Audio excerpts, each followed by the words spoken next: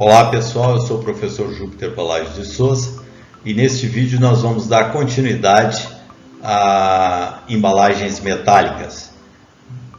Agora nós vamos verificar a fabricação então da lata propriamente dita.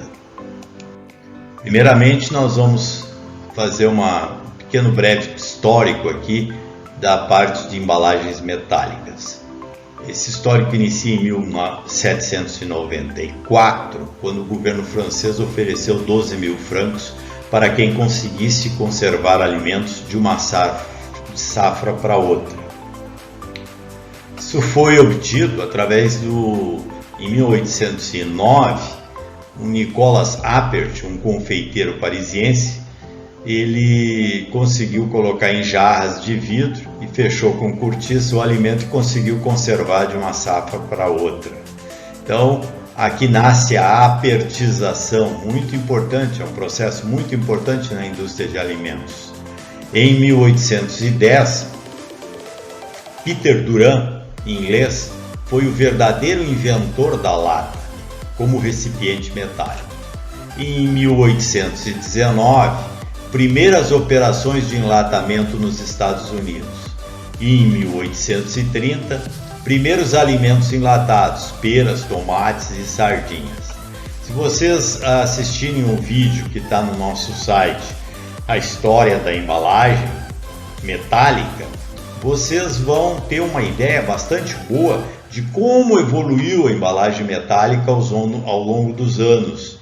Ela surge por uma necessidade de aproveitar o alimento de uma safra para outra e também atender às necessidades daquelas populações onde aquele alimento não era produzido ou tinha dificuldade de ser produzido. Em 1855, presunto e vegetais enlatados são fornecidos para as tropas na Guerra da Crimeia. Aqui uma necessidade de se atender aos soldados na frente de batalha, e isso só podia ser feito através do alimento em condições de preservação, no caso enlatado. Em 1860 nós tivemos aqui um desenvolvimento muito importante. Por quê? Porque aqui nós tínhamos um tempo de 5 a 6 horas para esterilização, necessário para a eliminação de micro-organismos. Por quê? Porque a água ferve, entra em ebulição a 100 graus. E com a adição de cloreto de cálcio, nós temos o processo aqui que nós temos lá da termodinâmica e boliometria, nós conseguimos aumentar o ponto de ebulição desta água para 116 graus centígrados. E com isso nós precisamos menos tempo para esterilizar a nossa lata, o nosso alimento que está colocado dentro da lata. Então, com isso, nós reduzimos de 5 a 6 horas para 20 a 40 minutos.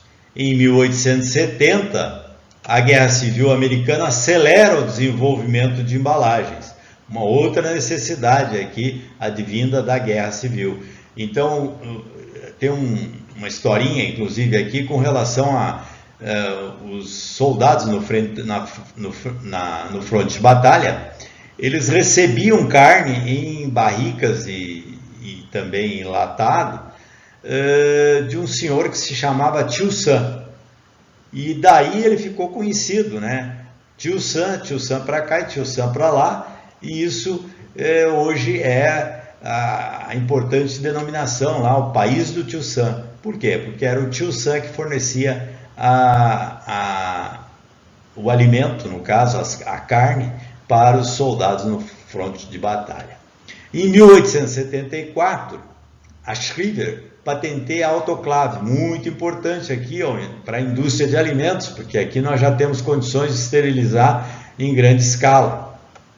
E em 1886, nós temos uma descoberta muito importante, que mais tarde vai ser, principalmente hoje, nós temos no mercado aí as nossas latas de alumínio, principalmente aí na indústria de refrigerantes. O Harold e o Hall, dois indivíduos separados, descobriram um moderno processo eletrolítico para extrair o alumínio da bauxita. E em 1895, a ciência bacteriológica é aplicada pela primeira vez à indústria de alimentos. A lata sanitária tipo open top é introduzida nos Estados Unidos e Júlio Bresinger desenvolve uma máquina para recravar tampas, a 20 mil tampas por dia, e coube a Max Mas, mais tarde, a fazer uma grande inovação na indústria da lata. O que ele inventou? Ele inventou um composto de vedação à base de borracha, era a borracha látex, a 2% se fez uma solução, e em vez de usar as gachetas, guarnições grosseiras que eram utilizadas na época, passou-se a colocar látex 2%. Látex aí é o mesmo utilizado aí para fabricação de chiclete. Então, com isso, né, hoje ainda na indústria de latas, nós temos a utilização do látex 2%. Em 1908, o suíço Jacques Brandenberger desenvolve o celofane, muito importante até na época. E em 1914, a Primeira Guerra Mundial acelera a produção de enlatados, mais uma necessidade aqui do mercado. E em 1921, inicia-se a produção comercial de latas envernizadas, primeiras operações de enlatamento nos Estados Unidos. Assim desenvolveu-se a indústria de tintas destinadas a vernizes para aplicação em folha de Flandres. Folhas de Flandres, muito importante na indústria de alimentos, porque elas vão ser responsáveis pela fabricação da nossa lata, propriamente dita. Daqui a pouco já vamos mostrar. Em 1930, forma-se a Metal Box a partir de 8 empresas existentes. Em 1941, o polietileno passa a ser utilizado na Inglaterra. E em 1948, teve início a produção de folhas de Flandres, já propriamente para a aplicação em latas. E em 1956, iniciou-se o processo de produção de folha de Flandres estanhadas eletroliticamente, em substituição ao processo de imersão a quente. Por quê? Porque a nossa folha de Flandres, como é que ela era produzida? Ela era produzida, a nossa chapa era mergulhada dentro do estanho fundido. Então tinha uma espessura que ficava diferente, ficava igual na minha chapa. E com o desenvolvimento do processo eletrolítico, essa estanhagem passa a ter uma uniformidade de espessura na superfície da minha lata. E, inclusive, permite que eu tenha espessuras diferentes, ou num lado e do outro.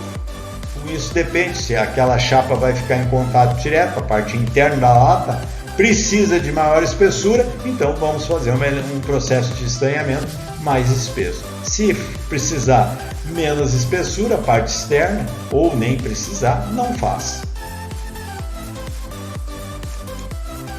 Em 1963, ao criar a divisão de latas nos Estados Unidos, nesta data, a Reynolds Metal Company tinha como objetivo básico produzir uma lata para bebida simples e prática. Mais tarde foi a nossa lata de alumínio.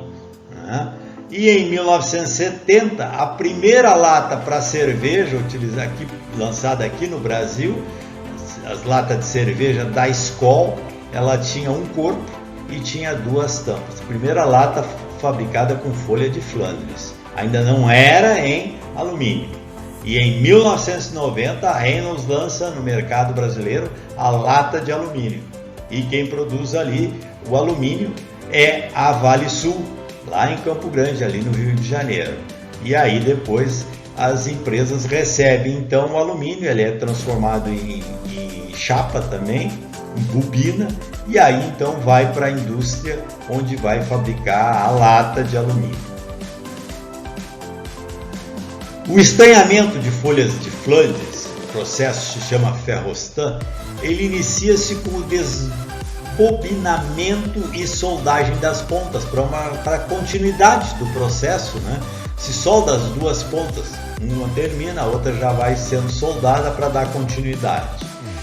Então, primeiramente, nós temos a limpeza eletroquímica da bobina por imersão em solução alcalina para tirar qualquer gordura que esteja sobre a chapa e facilitar o processo eletrolítico. Lavagem da bobina para remoção alcalina anterior. Decapagem eletrolítica com ácido sulfúrico diluído. Lavagem novamente da bobina para remoção de possíveis resíduos de ácido anterior. E propriamente a eletrodeposição, que ocorre em tanques em série, onde tem-se um anodo de estanho com alto nível de pureza, hard grade, 99,999%, e um cátodo negativo, que vai ser a nossa chapa de aço carbono, que vai a uma velocidade, ela vai desbobinando e vai tendo um tempo de residência dentro do banho eletrolítico, onde vai receber a camada de estanho. Aqui usando a lei de Faraday, né, um equivalente grama de qualquer substância necessita 96.500 coulombs. Então nós temos carga vezes tempo, nós temos a densidade de corrente. Então com isso se pode determinar a espessura que se queira da nossa chapa. Muito importante que seja um estanho de altíssima pureza, porque ele não pode estar contaminado por chumbo, por exemplo, porque o chumbo é altamente tóxico. Ele produz ele pode ser letal, inclusive, às pessoas, né? Então tem que se evitar o chumbo aqui. Então por isso se tem um estanho de alta pureza.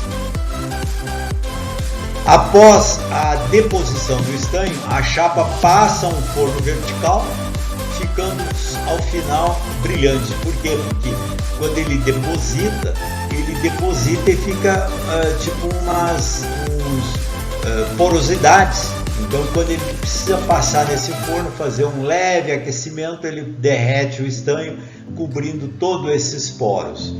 Se passar numa solução de ácido crômico, esse ácido crômico vai entrar nesses poros, e depois passando no processo do forno, ele vai fundir o estanho e vai ficar uma chapa mais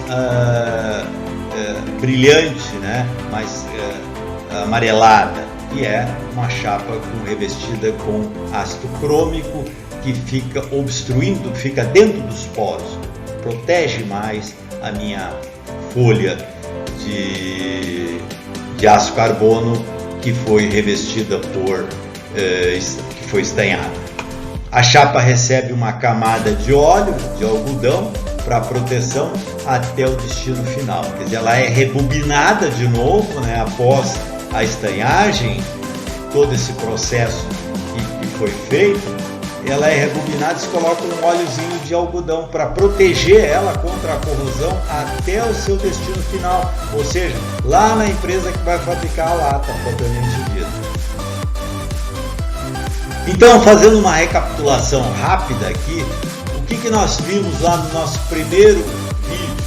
Nós vimos lá a produção a partir do alto forno, tínhamos o ferro 4%, íamos para a aciaria, onde tínhamos 20% de sucata, 80% de ferro gusa, lá o processo LD, Linz-Dönavit. O que nós tínhamos lá? A obtenção do aço, a redução do teor de carbono lá do nosso ferro fundido, muito duro, né? Que ele não tem como ser conformado, e aqui nós reduzimos os teores de carbono para tornar o nosso material dútil e com isso poder realizar uma estampagem. Vamos para o lingotamento contínuo, pode ser convencional, onde nós vamos, essa chapa vai receber uma compressão nos rolos de compressão. Vocês viram já no último vídeo, tem as deformações, tem que fazer um recozimento para os alívios de tensões, para evitar depois que a chapa fique mais suscetível à ação corrosiva do meio. A laminação a quente reduz a espessura para 1,5 a 1 milímetro da nossa chapa. Depois nós temos a decapagem contínua, a limpeza da superfície com HCl para retirar a carepa que se forma, porque normalmente nós estamos trabalhando a altíssimas temperaturas, o oxigênio do ar recombina, forma óxido de ferro novamente, material de natureza diferente, então nós temos que fazer a retirada dele. E finalmente o recozimento aqui, ó, para o alívio das tensões internas, porque você se lembra do encotamento, nós tínhamos os grãos eram achatados, então nós introduzimos energia mecânica no nosso material, então com isso ele ficava super tensionado. Então com isso, com o recozimento, nós voltamos a atingir uns grãos mais equiaxiais, reduzindo as tensões internas. Muito importante para evitar que esse material fique mais suscetível à ação corrosiva do meio, no caso uma massa de tomate, enfim, que fique dentro da lata, que seja um envasamento. Aqui nós temos a nossa bobina de aço carbono estanhada, folha de Flandres, que chega para a empresa para a fabricação das latas. E aqui nós temos uma chapa que nós temos cortada e que vai ser, cada uma delas vai receber um design que seria vai dar origem a uma lata. Então nós temos aqui 1, 2, 3, 4, 5, 6, 7, 8, 9, 10 latas. Mas só que nós vamos fazer essa impressão num cilindro com essa chapa matriz que vai transferir a imagem, e depois isso aqui vai ser cortado em diferentes latas. Chapa cortada pronta para litografia. Nós vamos fazer agora o processo de litografia, que vai ser a imagem das chapas que vai ser transferida para essa chapa maior. Como é que é feito isso? A litografia usada em embalagens metálicas. Então nós temos aqui os rolos de borracha que recebem a imagem. Nós temos um rolo matriz que nós vamos transferir as imagens, então ele passa nos clichês de tinta e vão sendo impressos na nossa chapa metálica, que depois vai ser recortada.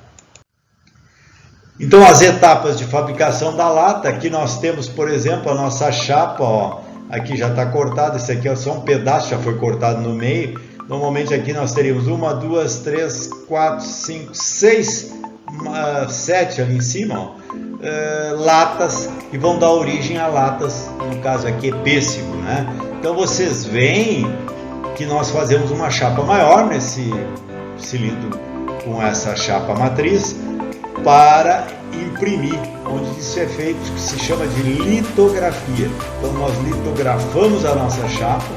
O indivíduo, por exemplo, lá na empresa que deseja fazer uma lata, ela faz o design dessa lata que ela quer, manda para a empresa que vai fabricar a lata, ela faz um primeiro modelo, manda para a empresa e pergunta se ela está de acordo com aquele design, então ela começa a iniciar a produção em massa da lata.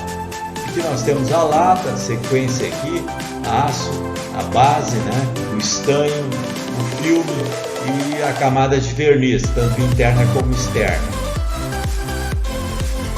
Então um corte da chapa e aplicação de vernizes interno e externamente. Então nós temos aqui, por exemplo, uma lata do tipo C, ela é esmaltada com pigmento de zinco. Tá? Aqui um esmalte sanitário, similar à lata esmalte C, porém sem zinco. Então nós temos uso aqui de produtos cítricos e imersos em salmoura. Então essa é uma necessidade do tipo de lata, então que ela seja revestida com esse tipo de com ausência de zinco. E o revestimento de epóxi flexível, boa adesão e boa resistência química, porém sensíveis aos tratamentos de vapor. Os usos: aplicados em latas à pressão, como revestimento básico, em vase de bebidas carbonatadas e embalar carnes. Usado em mistura com revestimentos epóxi ésteres, epóxi fenólicos, epóxi vinílicos. Tudo isso são aplicações que a lata de revestimento epóxi pode ter. Os epóxi vinílicos são bastante flexíveis, boa capacidade adesiva e resistência física ao ressecamento e processamento. Aqui nós temos o revestimento fenólico, ótima resistência física e pouca resistência relativa. O que nós temos aqui? Portanto, são usadas em camadas finas, usos destinados a pescados, carnes e determinados vegetais. Os revestimentos de polibutadieno, uso do epóxi mais vinil, é empregado para cervejas, em camadas únicas para bebidas carbonatadas ou não, e frutas e hortaliças. Combinado com dióxido de zinco, podem ainda serem utilizados em latas com produtos contendo enxofre. Muito importante essa aplicação. E os revestimentos vinílicos apresentam propriedades excelentes. Revestimento usado no interior das latas de cerveja, pouca adesividade em folhas de Flandres. Quando tratados com vapor, ficam avermelhados e soltos. Isso aqui é importante, né, pessoal, porque principalmente nas latas de alumínio, porque o gosto metálico é eliminado por esse contato aqui, por esse revestimento vinílico. Aqui nós damos uma ideia também das camadas, como é que fica isso aqui em termos da chapa metálica, após ser litografada e aplicado verniz. Então aqui vocês podem ver como é que fica esse sanduíche aqui, né, separado, para dar uma ideia de como é que ficou esse revestimento na chapa metálica. Etapas da fabricação de latas. Então nós temos o primeiro momento, que é a litografia, que é a transferência da imagem para a superfície da chapa metálica, onde vai ficar o design das futuras embalagens. Então nós colocamos na chapa, essa chapa vai ter um número grande de embalagens de latas que depois vão ser recortadas. Esse primeiro momento é chamado de litografia. A seleção do material, faz o controle de qualidade aqui, após a litografia. A secagem da tinta em estufas para a cura do verniz. Verniz interno protege a lata contra a ação corrosiva do alimento, e o externo visa dar melhor aparência ao metal. Então hoje nós já temos inclusive a aplicação ultravioleta aqui para secagem de verniz. É um método moderno. Preparação das peças. Após a secagem, as folhas são cortadas em tiras, tesouras ou guilhotina, para posterior formação do corpo. Formação do corpo, o chamado bud maker, né? Fazedor do corpo. O bud maker é uma máquina que transforma um pedaço de chapa em uma embalagem no formato que se deseja.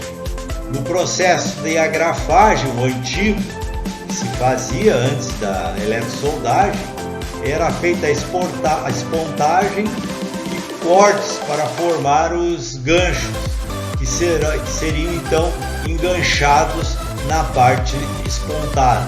E aí é prensado, coloca-se uma resina nesse interior, e aí ele resiste bastante bem, veda bastante bem. Não é mais usado a agrafagem.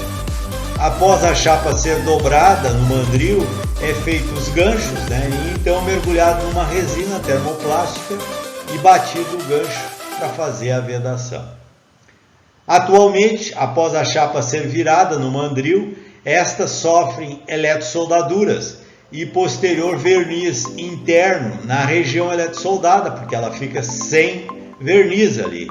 Para a proteção, segue-se o flangeamento e pestanhagem, que já vamos ver como é que se procede. Aqui dá uma ideia para vocês de uma região da lata recravada. Vocês veem como é que fica no final. E essas especificações são muito importantes no controle de qualidade. O pessoal tem que cortar essas partes das latas e fazer uma avaliação se a recravação está adequada. Então a colocação da tampa no fundo é chamada de recravação e consiste em enganchar o curle na tampa, na pestanha do corpo da lata. O cliente recebe a lata com uma tampa no fundo e a tampa ele vai colocar o alimento e vai ele na empresa dele fazer a recravação final. A folha então enrolada no mandril e é feita a agrafagem, isso no processo antigo ainda. Os ganchos são enganchados e batidos, necessário o uso de resina. Hoje nós temos a eletrosoldadura, então o corpo da lata não é mais agrafado, mas ele é eletrosoldado. Isso dá uma vedação significativamente melhor para a lata, certo? Então aqui o processo antigo de agrafagem, se fazia aqui os cortes, fazia um corte, aqui a espontagem, isso aqui virava aqui, e fazia o engate. Então olha ali, ficava engatada a agrafagem, batia-se, antes de bater colocava resina aqui nesse meio para vedar bem, e aí era o processo de agrafagem, que foi muito utilizado durante muito tempo. Algumas latas maiores, grandes, ainda continuam sendo agrafadas. Aqui nós temos novamente a nossa recravação, o Budmaker, aqui o plate, a espessura, e aqui os dados importantes que o pessoal utiliza na avaliação se essa recravação está adequada.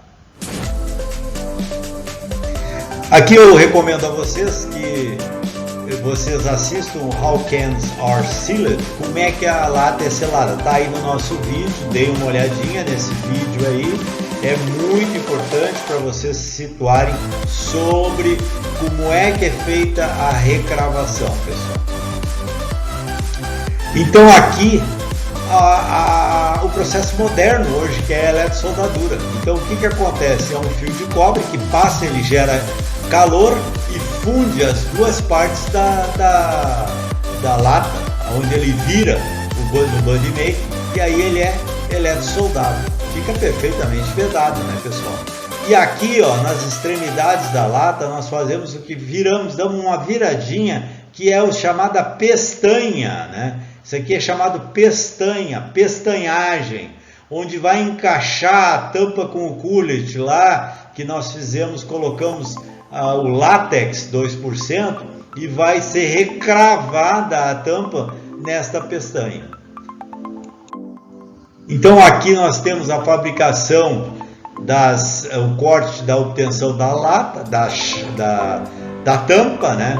Aqui num processo mais antigo, aqui eles cortado enviesado, então perde-se menos material aqui nesse lado aqui, aqui se perde mais material.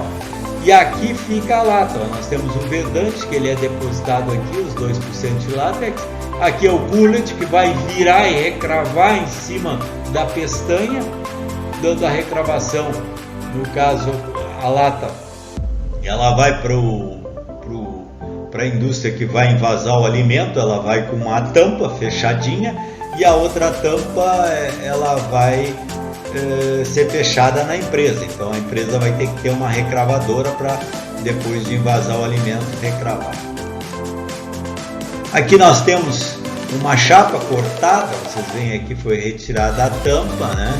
Aqui ela está inteira e aqui ela está retirada a tampa. Aqui já é um outro tipo de embalagem, outro tipo de lata que vai ser produzido, a tampa já está sendo cortada ali. Aqui então está uma visão melhor da tampa que foi cortada, e aqui ela inteira. Aqui também, isso aqui é para fabricação de fiambres, lata para fiambre, então foi retirada a tampa. Aqui nós temos para patê, pessoal, nós temos o nosso disco que é formado, e aqui vem depois o êmbolo. Ele vai estampar essa latinha aqui para resultar na latinha de patê, por exemplo. Então aqui ela, principalmente nessa região onde vai sofrer a estampagem, não se escreve nada, porque senão a letra vai ficar deformada, né, pessoal? Aí depois ele tira a rebarba, deixa a pestana, e aí a tampa vem e é recravado o produto, a lata com o produto envasado. Aqui nós temos aquela chapa para pêssego, né? As duas, ó, ficariam juntas.